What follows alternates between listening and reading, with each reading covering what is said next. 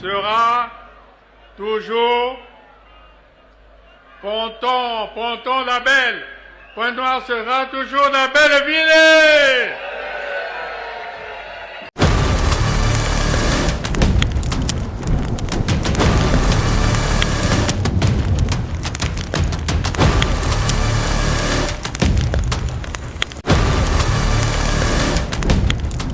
Bonjour, bienvenue sur ma chaîne, je suis Boris Kimboala.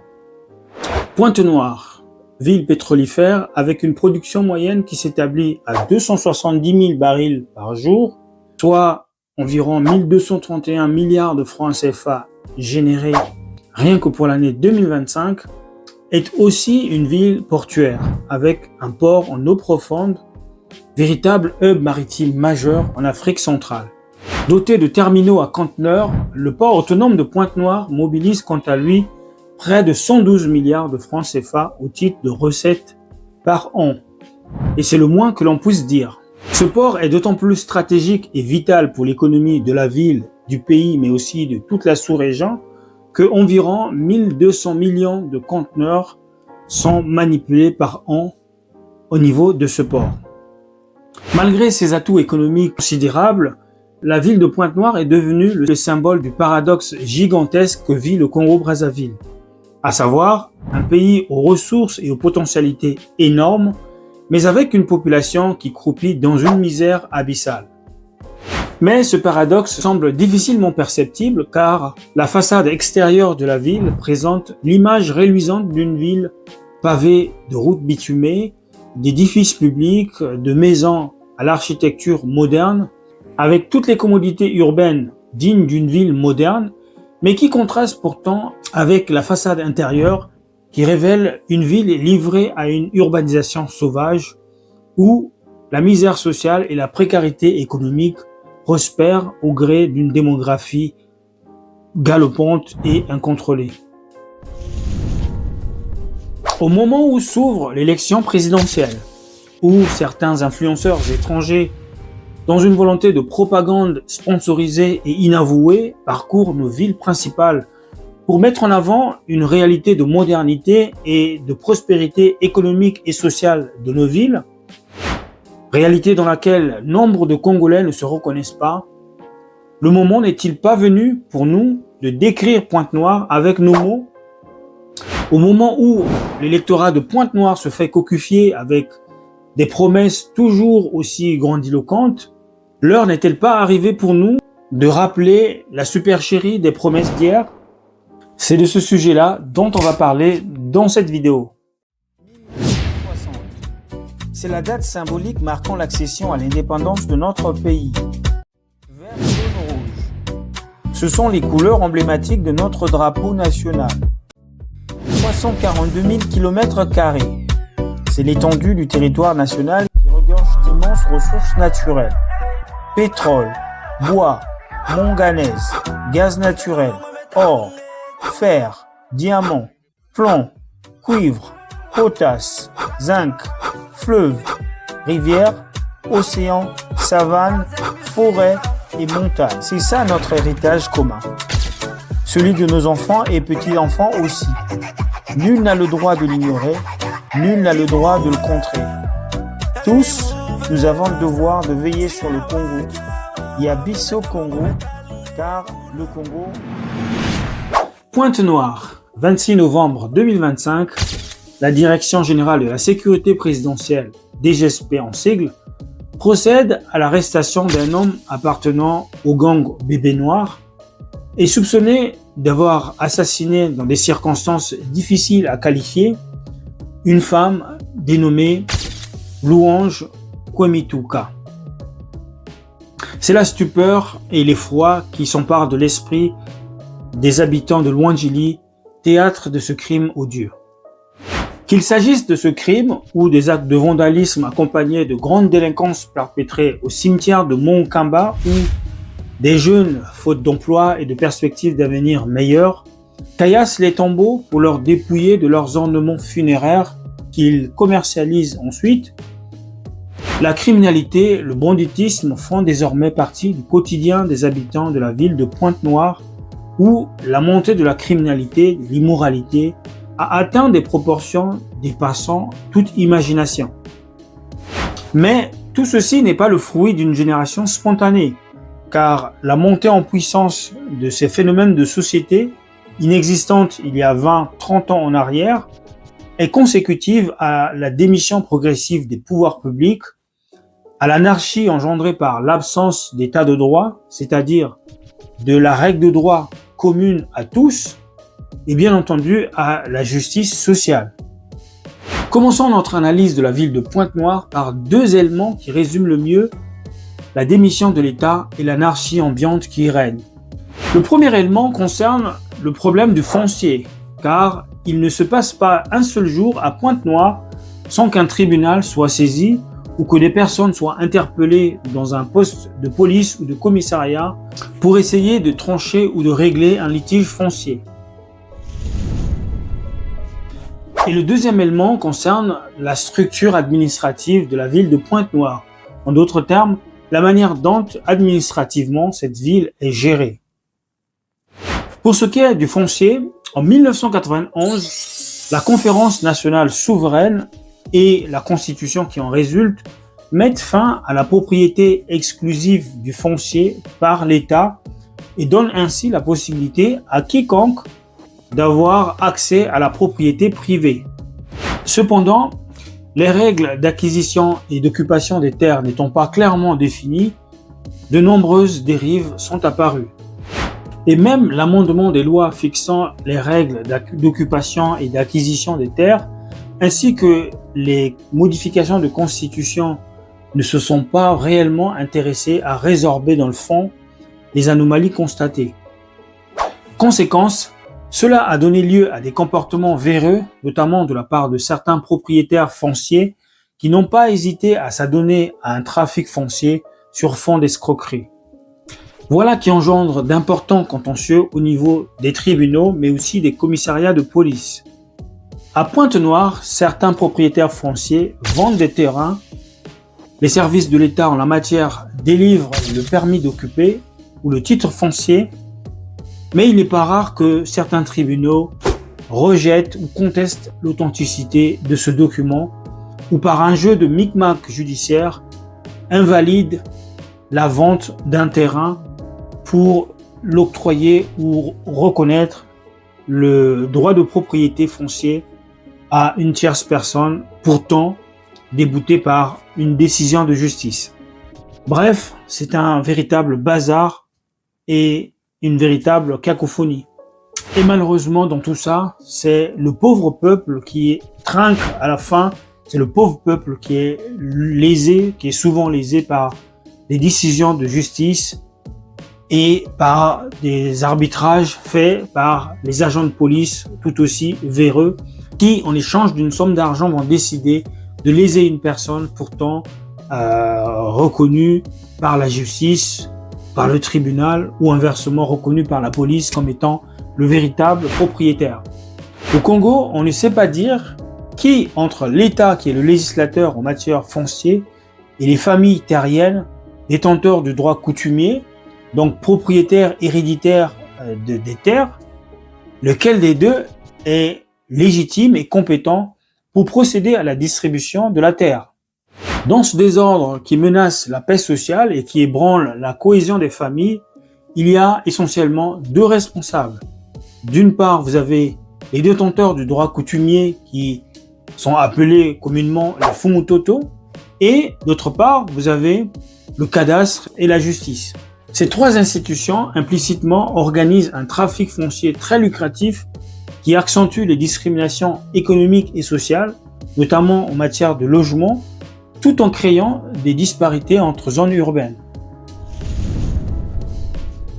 Le deuxième problème que l'on souhaite évoquer ici, et qui est le corollaire du précédent, concerne la manière dont la ville de Pointe-Noire est administrativement structurée. En effet, Pointe-Noire est une ville monocentrique, c'est-à-dire qu'elle a été pensée pour concentrer l'essentiel des commodités urbaines, telles que l'administration, les services publics, les infrastructures de base, l'eau, l'électricité, les hôpitaux, les routes, dans des quartiers déjà établis. historiquement hérité de la politique d'aménagement colonial. Puisque l'État n'a pas une politique réelle d'aménagement du territoire visant à repenser les villes déjà existantes ou à en créer de nouvelles, ou plutôt d'aménager ou d'étendre les quartiers déjà existants, eh bien, la plupart des quartiers déjà existants comme Vunvu dans l'arrondissement 1 ou Tchétché dans l'arrondissement 3, certes renferment les infrastructures de base, renferment les activités commerciales, les services publics tels que l'administration, les écoles, les hôpitaux. Malheureusement, tout cela souffre cruellement de vétusté et de manque de modernité qui affecte finalement la qualité des services publics rendus dans le domaine du transport, des routes ou dans la fourniture des services de base comme l'eau, l'électricité, le gaz, le logement, les soins de santé, la sécurité, bref, dans tous les domaines. Quant aux nouveaux quartiers et arrondissements, très souvent, l'urbanisation précède l'aménagement du territoire. Par conséquent, des populations livrées à elles-mêmes et confrontées à une précarité économique et sociale s'installent dans des zones non viabilisées, marquées par l'absence des commodités urbaines et des infrastructures de base, telles que l'eau, l'électricité, les routes, les hôpitaux, les écoles. Ce qui donne naissance à des quartiers où, à défaut d'avoir des services de piètre qualité qui souvent mettent les populations en difficulté, eh bien, il n'y a pas d'école, souvent, il n'y a pas d'eau, il n'y a pas d'école, il n'y a pas d'hôpitaux, il n'y a pas de routes bitumées, il n'y a pas de transport public, il n'y a pas de commissariat, il n'y a pas de poste de police, pas de poste de gendarmerie. Bref, c'est le désert total, c'est le néant, c'est le vide absolu. Par exemple, dans ce quartier baptisé Kayol, situé à quelques encablures de Tchister, personne ne saurait dire qui a décidé de ce nom, si ce n'est imaginer que les populations y sont allées de leur propre chef afin de combler le vide laissé par les pouvoirs publics. Pire encore, dans ce quartier, il n'y a pas d'eau, il n'y a pas d'école, il n'y a pas d'hôpitaux, il n'y a même pas de poste de police ou de gendarmerie, dans une ville pourtant gangrénée par l'insécurité, le grand banditisme et la délinquance. Les populations sont donc sur le qui-vive et livrées à leur propre triste sort. Nous avons rencontré le vice-président de ce parking, nous parle des difficultés qu'il rencontre. C'est le nouveau quartier qui vient de peine de naître dans la ville de Pont-Noir. On a pensé qu'il fallait aider le peuple, comme il y a déjà des peuples qui sont là-bas, les populations qui sont déjà là-bas. On a pensé vraiment qu'il fallait créer des lignes là-bas pour essayer d'aider un peu la population. Vraiment, l'occasion, c'est trop facile la journée. Et la journée, c'est de 6h, 5h30, 6h jusqu'à 21h30, 22h. C'est facile. Non, maman, vous savez que vraiment, dans un pays, vraiment, surtout que là-bas, il n'y a pas une poste de police, et vraiment, il n'y a pas vraiment la sécurité. Donc, pour la sécurité des chauffeurs, on ne peut pas travailler jusqu'à 22h, 23h, 22h. C'est impossible. Faute de services de transport public et des routes adéquates, la débrouillardise et l'initiative privée s'organisent. Dans ce quartier, les populations se déplacent en utilisant des véhicules utilitaires plutôt destinés au transport des marchandises et dont le prix varie entre 200 francs CFA et 500 francs CFA au gré des circonstances et des conditions météorologiques. Quant à l'eau courante, les populations dans ce quartier doivent leur survie, encore une fois, à quelques initiatives privées qui ont pu y installer des forages d'eau. Sur le plan de l'habitat et de l'assainissement, Pointe-Noire, confrontée à une urbanisation rapide, induite à la fois par une croissance démographique et un exode massif des jeunes, issus des villes comme Caï, Dolisie, Brazzaville, Ifondo, jeunesse qu'elle attire à cause de son dynamisme et son attractivité économique, Pointe-Noire a vu se démultiplier des quartiers, des zones urbaines dignes des bidonvilles, marqués souvent par des logements insalubres faits de matériaux non durables ou précaires comme des planches, des tôles ou encore des cartons. Certains de ces quartiers se situent dans des zones marécageuses ou submersibles, communément appelées Dibodo ou encore Mabodo. Ces logements de fortune faits au mépris des normes publiques et des règles de construction et de l'urbanisme sont le fruit d'une précarisation économique et sociale qui laisse les habitants sans aucune alternative et qui les expose aux conséquences de ces choix. Les rues, les avenues, bref, l'espace public devient un véritable dépotoir où les populations livrées à leur triste sort viennent déverser leurs déchets de toute nature, transformant ainsi l'espace de vie public en un endroit infeste et immonde où pilulent des maladies et des bactéries et toutes sortes de microbes, tout aussi délétères pour la santé publique et le bien-être.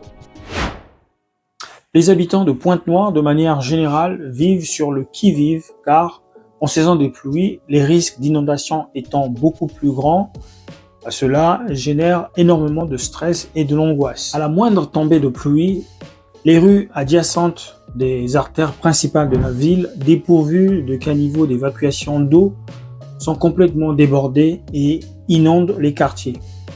Les rares avenues et rues bitumées de la capitale économique sont elles aussi envahies par les eaux de pluie, ce qui cause des nids de poules et accélère la dégradation du réseau routier qui en général ne bénéficie de travaux de réhabilitation qu'à l'approche d'échéances électorales ou d'événements importants. Sur le plan économique et social, l'exclusion et la marginalisation de la jeunesse à travers un chômage de masse réduit les Ponténégrines et Ponténégrins à de simples spectateurs qui voient chaque jour les étrangers prospérer dans des secteurs d'activité qui leur sont difficilement accessibles ou qui leur sont fermés par des personnes qui, au niveau du pouvoir, ont le pouvoir de faire changer les choses, mais qui préfèrent attribuer les opportunités à des étrangers en leur donnant toutes sortes de facilitations.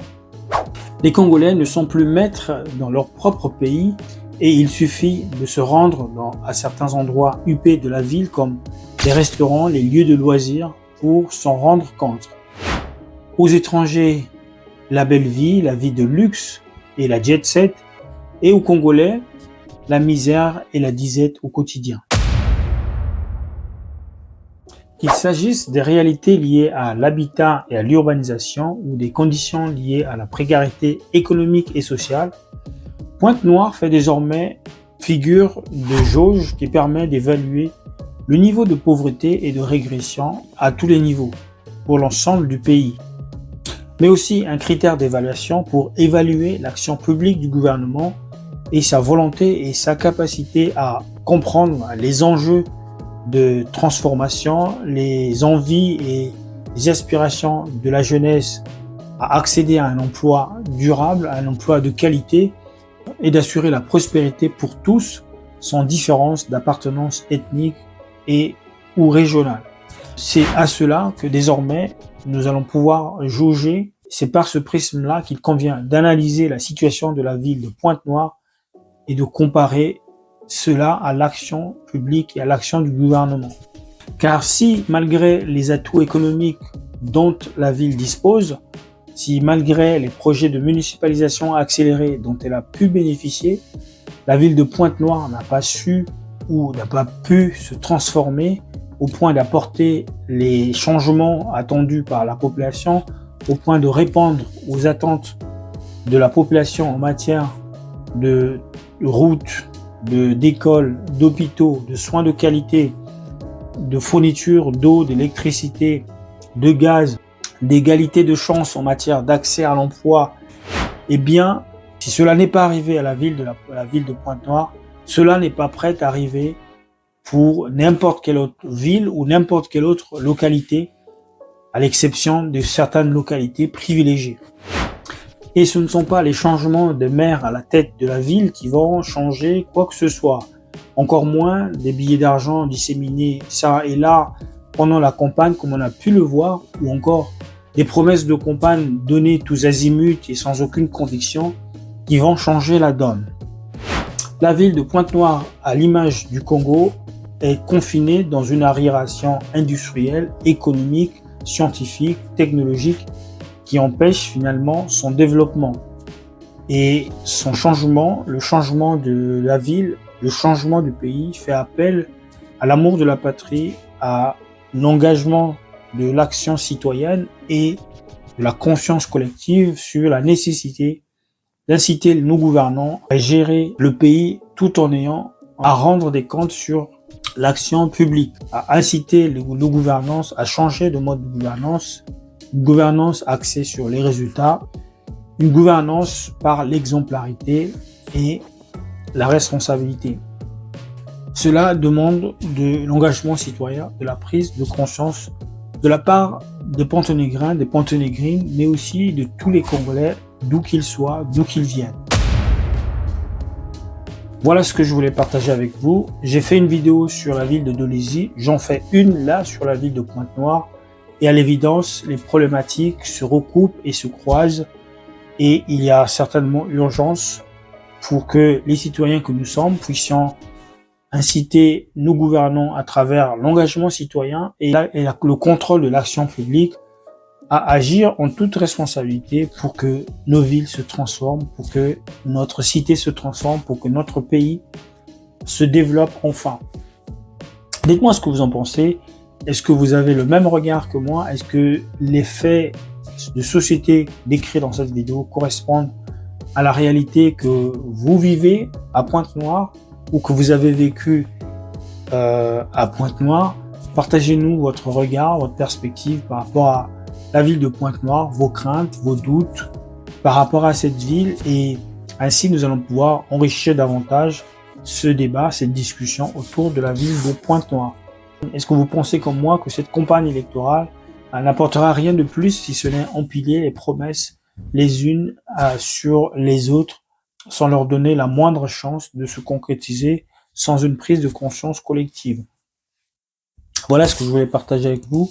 Merci de partager, de liker nos contenus, de partager nos vidéos, car c'est ainsi que vous nous encouragez à faire ce travail, et c'est ainsi que vous allez aider notre chaîne à se référencer sur les plateformes, sur YouTube, etc. Merci d'avoir regardé cette vidéo. Jusqu'à une prochaine vidéo. Portez-vous bien.